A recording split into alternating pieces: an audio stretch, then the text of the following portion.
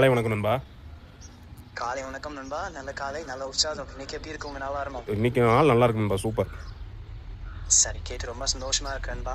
அந்த உற்சாகத்தை அப்படியே பிடிச்சுக்கோங்க. கண்டிப்பா நண்பா. சின்ன விஷயங்களை ரசிச்சுக்கோங்க. சூப்பர் நல்ல நண்பா. டீயா இருக்கட்டும், ஒரு சின்ன நடப்பாக இருக்கட்டும், கண்டிப்பா அந்த நண்பா. மாதிரி சின்ன சின்ன சந்தோஷங்கள் தான் நாளை பெரியதா மாட்டோம். சூப்பர் இன்னைக்கு நண்பா. நாள் நல்லா போகட்டும், செமையா போகட்டும். சூப்பர் நண்பா. நண்பா ஒன்றும் இல்லை, இப்போ தமிழ்நாடு முதலமைச்சரின் மருத்துவ காப்பீட்டு திட்டம் இருக்குல்ல, ஆமாங்க. அது ஏதோ சம்திங் ரிவைஸ் பண்ணியிருக்கிறதா ஒரு நியூஸ் வந்திருக்கு.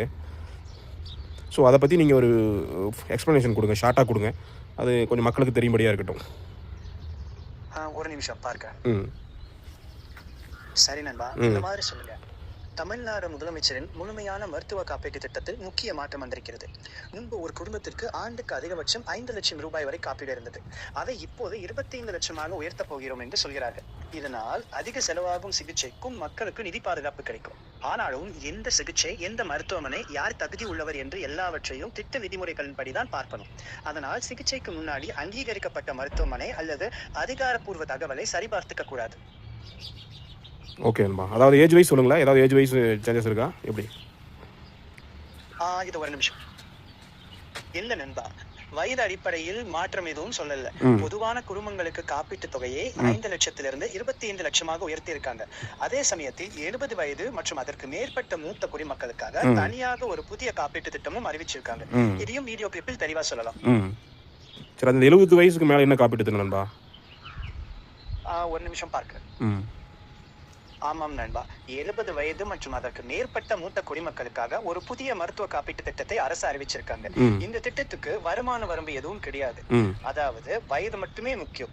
இதய சிகிச்சை, புற்றுநோய் சிகிச்சை, உறுப்பு மாற்று அறுவை சிகிச்சை போன்ற அதிக செலவாகும் சிகிச்சைகளுக்கும் இதில் காப்பீடு இருக்கும் என சொல்லியிருக்காங்க. ஆனா இந்த திட்டத்தில் சேர்வது எப்படி, எந்த விதி, யார் தகுதி எல்லாம் தெளிவாக வெளியான பிறகுதான் தெரியும். அதனால் இப்போதைக்கு நாம சொல்ல வேண்டியது என்னன்னா, 70+ வயதுக்கு மேல் உள்ள மூத்த குடிமக்களுக்கு ஒரு தனி திட்டம் அறிவிக்கப்பட்டிருக்கிறது. வருமான உச்சவரம்பு இல்லை. மூல விவரங்கள் விரைவில் வரும். சரி, அந்த 70 வயசுக்கு மேலே அந்த 25 லட்சம் சொல்றீங்களா, அது கவர் ஆகுமா? 70 வயசுக்கு மேல வேற காப்பீட்டு திட்டமே வேறயா? ஒரு நிமிஷம் பார்க்க. இல்ல நண்பா, இப்போதைக்கு தெரியும் வரையா இந்த 2 தனித்தனி அறிவிப்புகள் தான். ஒன்று, பொதுவான முதலமைச்சரின் மருத்துவ காப்பீட்டு திட்டத்தில் தகுதியுள்ள குடும்பங்களுக்கு காப்பீட்டு உச்சவரம்பை 25 லட்சமாக உயர்த்தினாங்க.